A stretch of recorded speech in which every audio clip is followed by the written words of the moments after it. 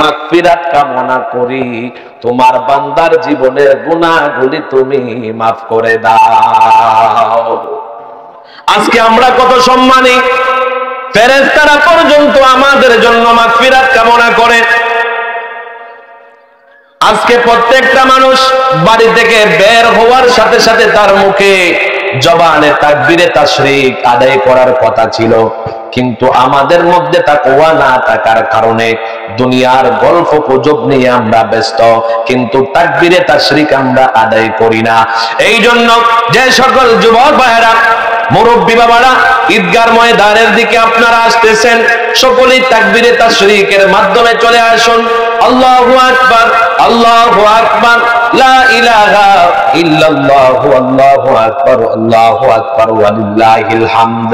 যদি তুমি এই তাকবীরে তাশরিক আদায় করতে পারো, কিতাব সাক্ষী দেয় তাকবীরে তাশরিক যে একবার আদায় করে, এই তাকবীরে তাশরিকের নেক আমল যদি এক পাল্লায় দেওয়া হয়, আর তামাম পৃথিবী যদি এক পাল্লায় দেওয়া হয়, খোদার কসম ওই তাকবীরে তাশরিকের একবারের তেলাওয়াত মহান প্রভুর কাছে অনেক ভারী, বলেন না সুবহানাল্লাহ।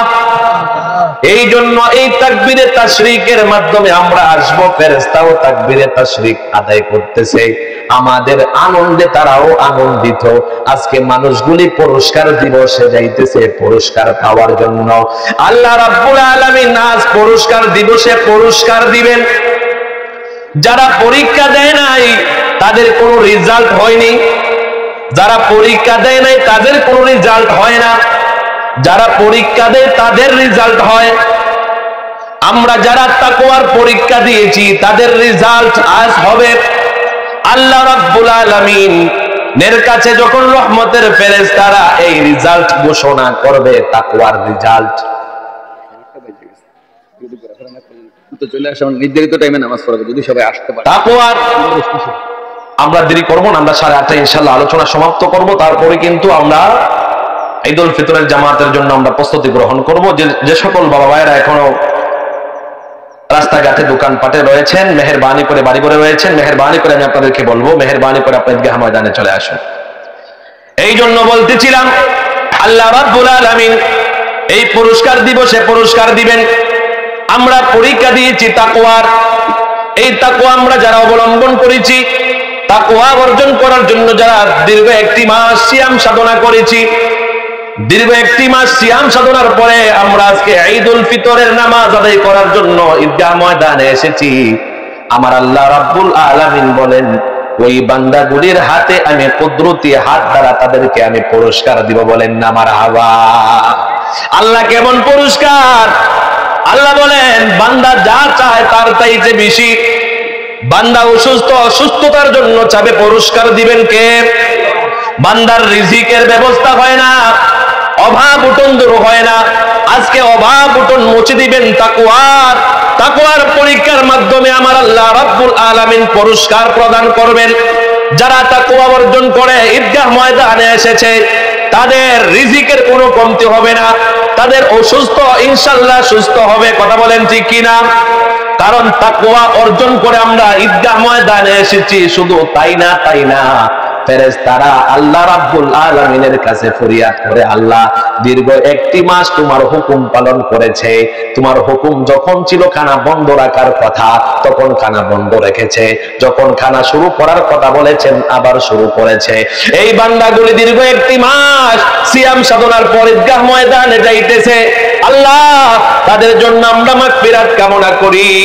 একটা বান্দাকেও তুমি, তোমার একটা বান্দাকেও তুমি গুনাহ মাফ না করাইয়া, মাসুম না বানাইয়া ঈদগাহ ময়দান থেকে তুমি বাহির করিও না।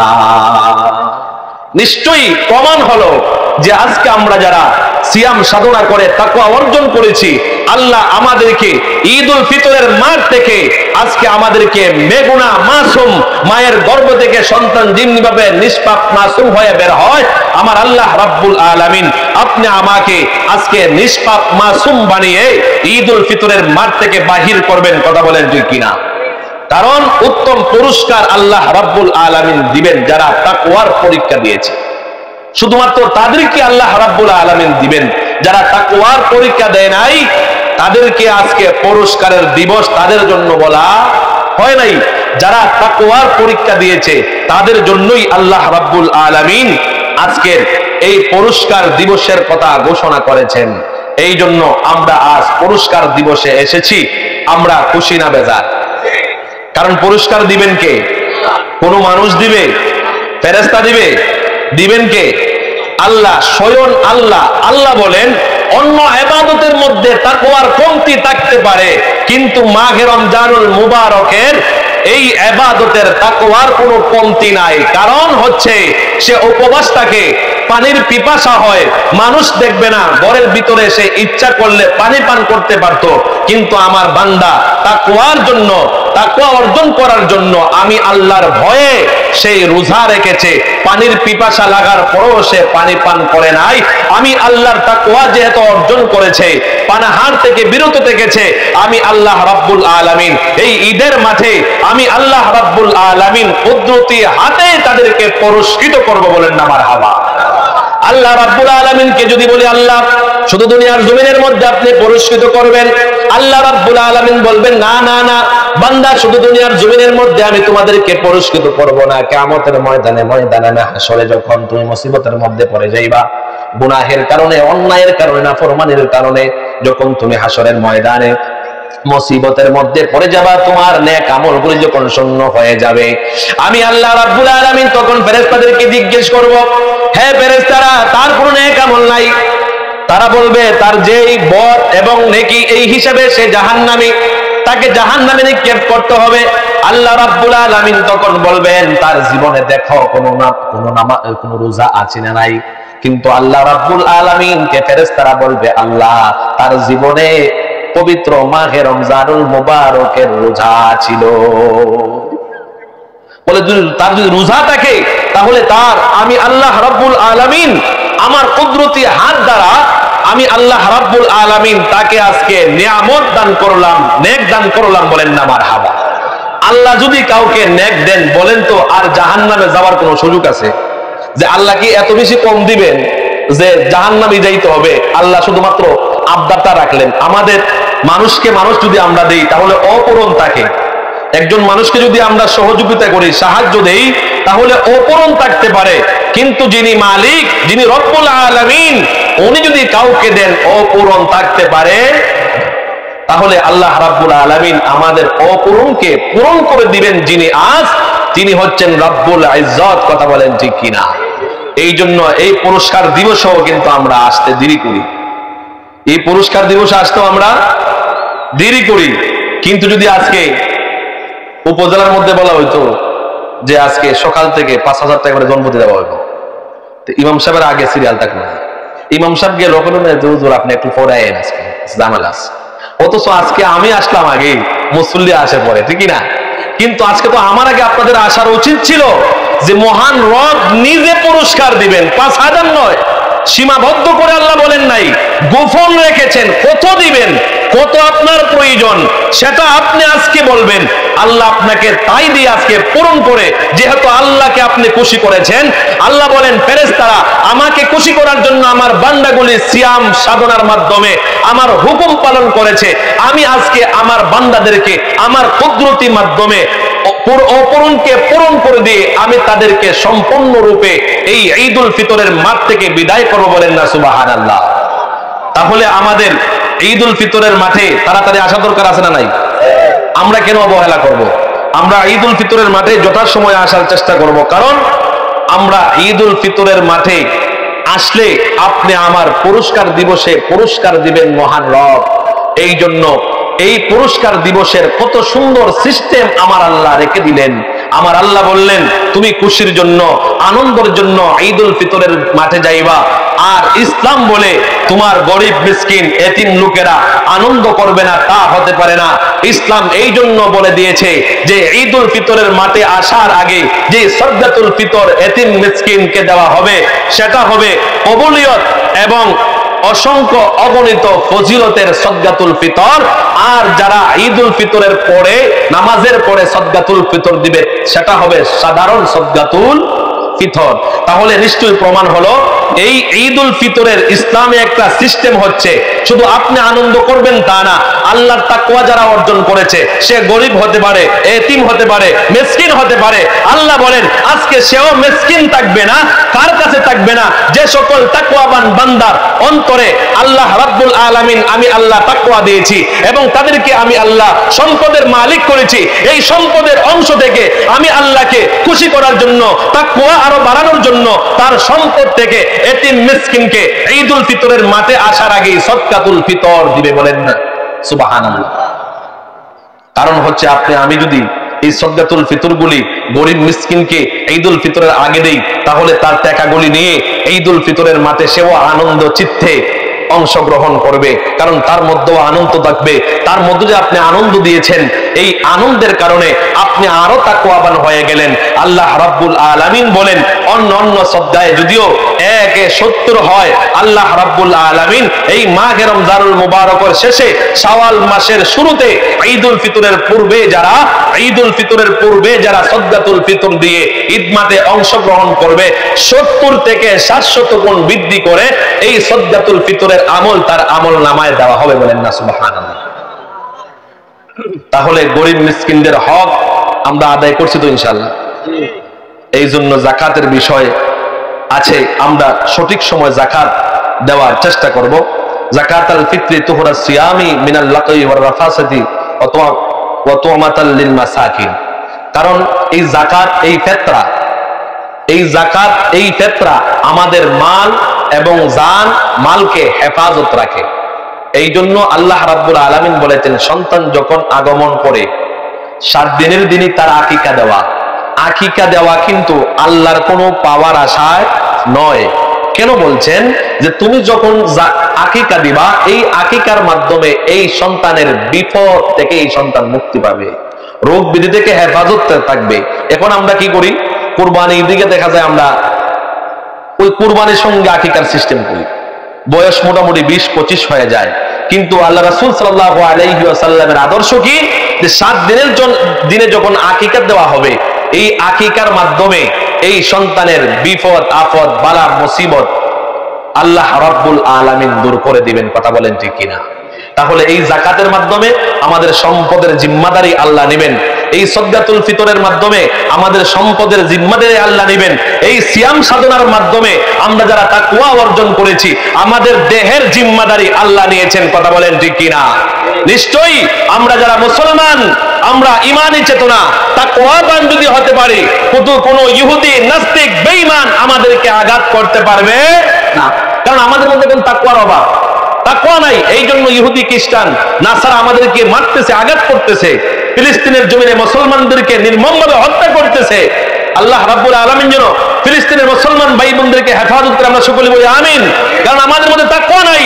তাকওয়া না থাকার কারণে আজকে ইহুদি খ্রিস্টান বেঈমান নাসারারা আমাদেরকে বারবার আঘাত করতেছে, কিন্তু আমাদের মধ্যে তাকওয়ার অভাব, ইবাদতের অভাব। মাঘে রমজান ছিল, মাঘে রমজানে আমরা মসজিদে গিয়েছি। আজকে মাঘে শাওয়াল মাসের শিক্ষা হচ্ছে, আজকে থেকে পুরস্কার দিবসে আপনি পুরস্কার দিবেন। আপনার শিক্ষা হচ্ছে আপনি মনে মনে ওয়াদা করবেন, যেমনি ভাবে 1টি মাস মসজিদের সঙ্গে আমি সম্পর্ক রেখেছি, বাকি 11টা মাসও আমি মসজিদের সাথে এইভাবেই সম্পর্ক রাখতে চাই। কথা বলেন ঠিক কিনা? তাহলে মাঘে শাওয়াল মাসের ঈদুল ফিতর বাস্তবায়ন হবে। কিন্তু আমরা দেখা যায় কি করি? আমরা আসলাম, ঈদের নামাজ পড়লাম, মোটামুটি ঈদের পর থেকে আবার ওই যে পূর্বের 11 মাসের যে সিস্টেম আমাদের মধ্যে আবার এগুলা নিয়ে আসলাম। আছে না নাই? আমাদের মধ্যে এরকম লোক আছে না নাই? যে 11 মাস যা করছিলাম আবার ফিরে 1 মাসের বোনাস শেষ করে আবার এগুলা নিয়ে আসি। এগুলা থেকে আমরা সাবধান থাকতে হবে। ঈদুল ফিতরের আদব হচ্ছে এখান থেকে ওয়াদাবদ্ধ হওয়া যে আমি বাকি 11 মাস পর্যন্ত আল্লাহ রাব্বুল আলামিনের ইবাদতের মাধ্যমে আমি কাটাবো। আল্লাহ রাব্বুল আলামিন যেন আপনি আমাকে সকলকে এই ঈদুল ফিতরের নামাজ আমরা এসেছি, আল্লাহ রাব্বুল আলামিন যেন আপনি আমাকে সকলকে এই পুরস্কার দিবসে আমরা যারা উপস্থিত হয়েছি সকলকে যেন আল্লাহ রাব্বুল আলামিন হেদায়েত দান করেন এবং নেক আমলের মাধ্যমে আমরা যেন আজকে ঈদুল ফিতরের মাঠ থেকে বিদায় নিতে পারি। আল্লাহ রাব্বুল আলামিন যেন আমাদেরকে নিজ কুদরতি হাতে পুরস্কার দেন। আমরা সকলে বলি আমিন।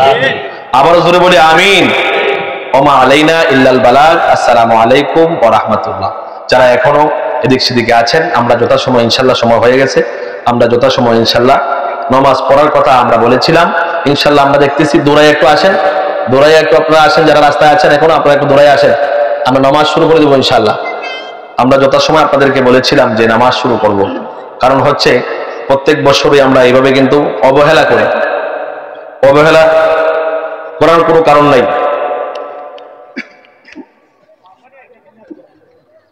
সকলে আমরা তাকবীরে তাসবিহ বলি, আল্লাহু আকবার, আল্লাহু আকবার, লা ইলাহা ইল্লাল্লাহ, আল্লাহু আকবার, আল্লাহু আকবার, লা ইলাহা।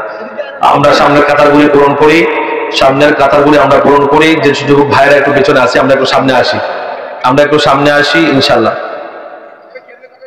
আমরা একটু সামনে আসি, কাতারবদ্ধ হই। যারা রাস্তাঘাটে আছেন একটু তাড়াতাড়ি চলে আসুন ইনশাআল্লাহ। ঈদ বারবার আসে না, কিন্তু তারপর আমরা অবহেলা করি। আপনারা মেহেরবানি করে রাস্তাঘাটে যারা আছেন একটু তাড়াতাড়ি চলে আসুন, ঈদগাহ ময়দানে একটু তাড়াতাড়ি আপনারা চলে আসুন ইনশাআল্লাহ। যথাসময় আমাদের নামাজ অনুষ্ঠিত হবে ইনশাআল্লাহ। সময় হয়ে গিয়েছে, আমি দেখতেছি এখন আপনারা আসতেছেন। মেহেরবানি করে রাস্তায় যারা আছেন একটু তাড়াতাড়ি চলে আসুন, যারা রাস্তায় আছেন মেহেরবানি করে একটু তাড়াতাড়ি চলে আসুন। আমরা লোক যখন দেখা শেষ হয়ে যাবে যে আর কেউ রাস্তায় নেই, আমরা কিন্তু নামাজ শুরু করে দেবো ইনশাআল্লাহ। মেহেরবানি করে একটু তাড়াতাড়ি আসুন এবং তাকবীরে তাসরিফ করুন, আল্লাহু আকবার, আল্লাহু আকবার, লা ইলাহা ইল্লাল্লাহু, আল্লাহু আকবার, আল্লাহু আকবার, লা ইলাহা, আল্লাহু আকবার, আল্লাহু আকবার, লা ইলাহা ইল্লাল্লাহু, আল্লাহু আকবার, আল্লাহু আকবার, লা ইলাহা, আল্লাহু আকবার, আল্লাহু আকবার, লা ইলাহা ইল্লাল্লাহু, আল্লাহু আকবার, আল্লাহু আকবার, লা ইলাহা, আল্লাহু আকবার, আল্লাহু আকবার, লা ইলাহা ইল্লাল্লাহু, আল্লাহু আকবার, আল্লাহু আকবার, লিল্লাহিল হামদ।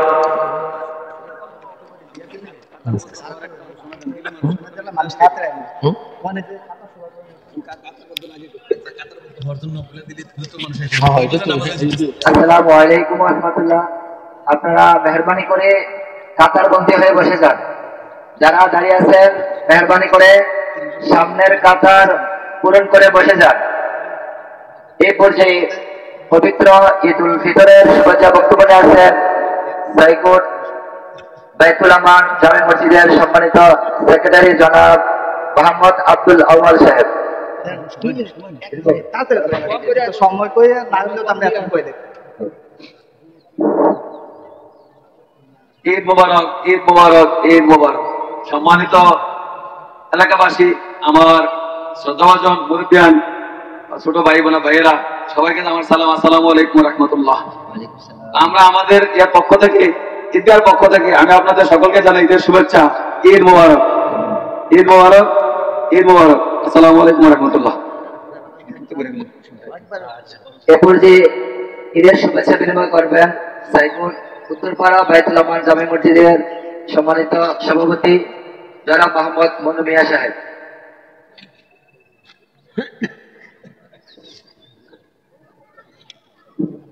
বিসমিল্লাহির রহমানির রহিম।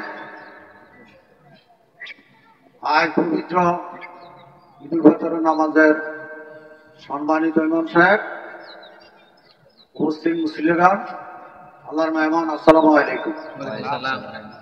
আসলে শুভেচ্ছা বক্তব্য হলো এক জিনিস, পরিচালনা বক্তব্য হলো আরেক জিনিস। আমরা কিন্তু এই মাত্রার পরিচালনা করি, ঈদগাহ পরিচালনা করি। আমরা কিন্তু গত শুক্রবারে আমরা বলছিলাম 8টা বাজে জামাত শেষ করব। গতকালে আমরা সিদ্ধান্ত করছি 8:30টায় জামাতটা করব। আসলে মুসল্লির যদি এলোমেলো দেয়, এলোমেলো আসতে হবে। ঈদগাহ নিয়ত আমরা করে রাখছি, রোজার ফত অনুযায়ী আমরা যদি হয়তো বাচ্চা দিয়ে আমরা ঈদগাহ নামাজ পড়ব। তো এই নিয়ত যদি আমরা থাকি, তাহলে আমরা কেন দেরি হইতো, কেন দেরি হইতো? আমরা তো মাঠটা পরিপূর্ণ করানোর কথা 7টা বাজে, যেহেতু 8:30 বাজে আমরা সম্পূর্ণ করছি। আমরা আমার কাছে ফোন করে করতেছে, তারা উঁচু করতেছে। তো এইভাবে যদি মাঠ পরিচালনা করি, আসলে আপনারা কাছে আমরা একটা দায়বদ্ধ পাই, একটা কথা কইয়া যাই, পরে আপনার কাছে আমরা একটা বিতর্ক হয়েছে কি ওটা তারা কথা কয় একটা, কাজ করে আরেকটা। তো আসলে আপনারা তাই খুশি আপনারা করতে পারেন। আসলে আমরা দোষী নেই, দোষীর ভাগ কিন্তু আমরা সবাই, কিন্তু আমরা সমমত আমরা দুর্ভাগ্য আমরা মাঠে বসতে দিতে পারি না, আমরা জমাটা করতে পারি না। তো আমরা ঈদুল আজহা আমার সামনে আসতেছে, আমরা যে সময়সূচিটা আমরা দিব, আমরা কিন্তু এই সময়সূচির মধ্যে আমরা যেই কয়জন মুসলিম আছে আমরা কিন্তু নামাজগুলো আমরা পড়ে দেব। তো আজকালটা এমন হয়ে গেছে, কালকে শহীদে করছিল বললাম 9টা বাজছে, আমাদের আগে আমরা 9 জন পারতাম না আপনার লেগে, কিন্তু আমরা তো দেখতে পেরেছি সারা। যাক, সবাই ভালো থাই, ঈদ আনন্দ সবার ঘরে ঘরে ঢুকতো, সবার মনে মনে হতো। যে মুদ্রাটার কবর আজাব 1 মাস বন্ধ ছিল, জানি না আমরা গুনাহ মাফ করতে পারছি কিনা, কবর আজাব স্বজনরা মাফ করতে পারছি কিনা, তারপরেও আমরা আশাবাদী, আমরা দোয়া করবো। আশাবাদ ব্যক্ত করে আমার বক্তব্য এখানে শেষ করলাম। আসসালামু আলাইকুম ওয়া রাহমাতুল্লাহি ওয়া বারাকাতুহু। এ পর্যায়ে ঈদুল ফিতরের শুভেচ্ছা বক্তব্য করবেন চান্দিনা পৌরসভার 7 নং ওয়ার্ডের সাবেক কাউন্সিলর জনাব মোহাম্মদ শহীদুজ্জামান সরকার সাহেব।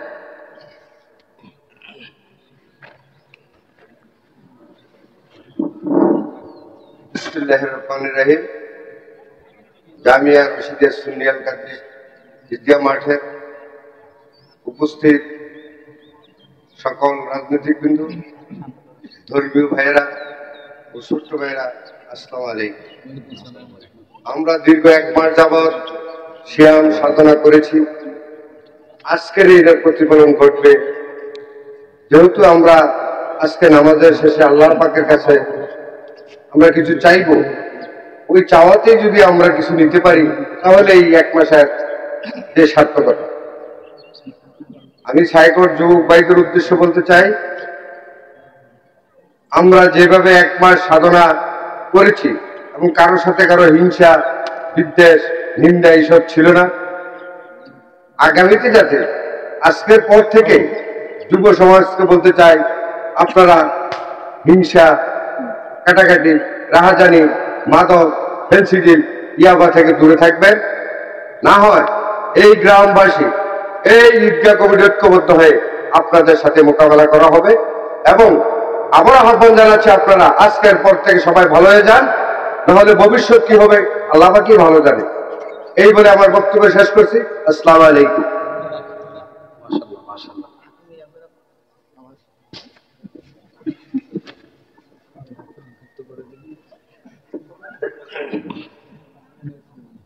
নাহমাদুহু ওয়া নুসাল্লি আলা রাসূলিল কারীম। সাইকোট বাইতুল আমান জামে মসজিদ কর্তৃক আয়োজিত পবিত্র ঈদুল ফিতরের নামাজ উপলক্ষে উপস্থিত আছেন আজকে আমাদের যিনি ইমামতি করবেন হযরত আল্লামা মুফতি মুজাম্মেল হক আনওয়ারী সাহেব এবং অত্র মসজিদের সম্মানিত সভাপতি, সেক্রেটারি সহ অত্র ওয়ার্ডের সম্মানিত কাউন্সিলর সাহেব সহ সকলকে আমার আন্তরিক সালাম। আসসালামু আলাইকুম ওয়া রাহমাতুল্লাহ। আসলে আমাদের সম্মানিত খতিব সাহেব, ইমাম সাহেব তিনি বলছেন সামগ্রিক বিষয় নিয়ে, যেহেতু মানুষ আসতেছে, এই 2 মিনিট কথা বলতেছি, আল্লাহর রাস্তায় আমাকে ক্ষমা করবেন। আসলে ঈদুল ফিতর, ঈদ অর্থ হচ্ছে বারবার ফিরে আসা, প্রচলিত অর্থ হচ্ছে খুশি আনন্দ করা। ফিতর মানে বান্দা, যেটা আমরা ইফতার বলি, ইফতার করি। আজকে আমরা এই ঈদুল ফিতর, রোজার ঈদ বলি আমরা, এই দিনটাকে বলা হয় ইয়ামুল জায়েজা, পুরস্কার প্রদানের দিবস। এই আমরা যে নামাজ পড়ি, নামাজে ভুল হলে আমরা সাহসী যাতে, তাই না? আর রোজার মধ্যে আমরা অনেক সময় অশালীন কথাবার্তা, অনেক সময় গীবত, অনেক কথাবার্তা হয়ে থাকে। এটাকে আমরা যে ঈদুল ফিতরে যে সদকা দেয়, সদকাতুল ফিতর, ত্রুটি বিচ্যুতি দূর করার জন্য আমরা সদকাতুল ফিতর দিই।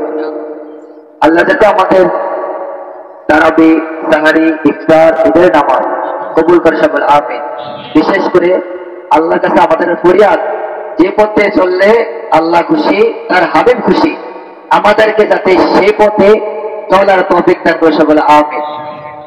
আর বিশেষ করে যারা দাঁড়িয়ে আছেন, মেহরবানি করে বসে যান, এই কিছুক্ষণের মধ্যেই এই আমাদের নামাজ শুরু হবে, সবাই সারিবদ্ধ হয়ে দাঁড়িয়ে যান। আরেকটা বিষয়, যে যাদের উপর হিসাব পরিমাণ সম্পদ থাকবে 1 বছর, হিসাব বলতে 52.5 তোলা রূপার পরিমাণ যদি টাকা থাকে, ঋণ বাদে স্বর্ণ অলংকার টাকা পয়সা আছে, তাদের জন্য জাকাত ফরজ।